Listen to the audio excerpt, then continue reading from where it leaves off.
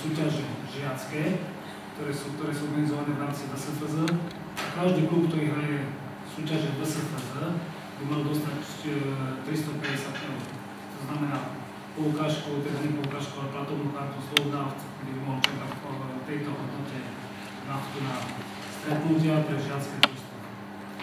Druhou takouto veľkou položkou v tomto rozpočte alebo v tomto projekte by mala byť suma určená pre žiacké súťaže, a to tým spôsobom vlastne, že Východoslovenský futbalový zväz prostredníctvom týchto peniazí vlastne bude platiť náklady za rozhodcov v žiackych súťažiach, ktoré sú organizované v rámci VSFZ. To znamená, že tí, ktorí máte žiakov v našich súťažiach, tak ste nemali platiť rozhodcov celý rok. Respektíve, keď je tento projekt na 2 roky, tak 2 roky. Samozrejme, tieto dva projekty závisia od toho, ako sa to postaví Poštová banka.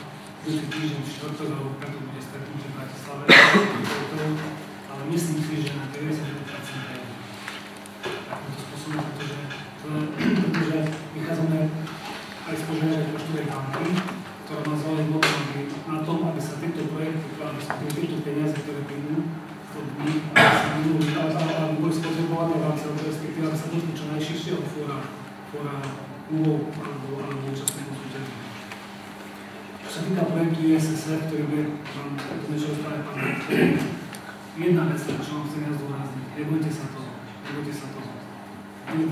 storočí v Anglicku robotníci palili stroje, rozbírali stroje, pretože im brali prácu. Toto síce z počiatku bude pre vás trošku záťaž, ale v konečnej fáze vám poľahčí činnosť. Poľahčí vám všetko, každodenné starosti a odpadne vám veľa vecí, ktoré vás doteraz zúžujú v vašej činnosti. Čo sa týka toho, čo bude v rámci Východoslovenského futbalového zväzu, sa vám pozrieť na jednu vec. Vlastne zavádzame projekty 11, Východoslovenské internetové futbalové noviny. Bude to na našej stránke, bude preklik. A vlastne tam by ste mali nájsť všetky čerstvé informácie z diania v regióne. Ale chceme, aby sa to dotýkalo nielen regionálnych súťaží, ale chceme, aby sa tam mohli do toho zapojiť aj, alebo respektíve mohli byť príspevkom venované aj z jednotlivých oblastných futbalových zväzov a zároveň aj z tretej ligy Východ. Pretože tretia liga Východ bohužiaľ je v takom váku, že niekde medzi regiónom a medzi uniou ligových klubov vlastne a fakt tých informácií aj v tlači je veľmi málo.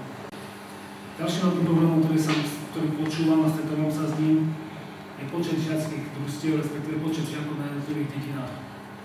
Ja viem, je to veľký problém, pretože jednotlivých ročníkov sa narodia. Sú také dediny, ktoré mi hovorili, že sa tam narodia 2, 4 chlapci za rok. A fakt z toho je problém postaviť nejaký tým.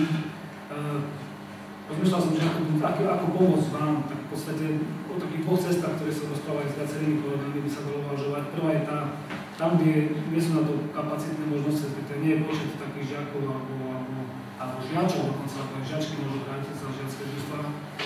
Tam navrhujeme to, aby súťaže dostali sa do modelu 8+1, aby sa hralo na skrátené hracie plochy vlastne. Dôležité je to, aby každý klub má fakt jedno, respektíve dve mládežnícke družstva, aby sme mali hráčov, ktorí budú hrať do hospodárskej súťaže. Pretože bez toho to nepôjde.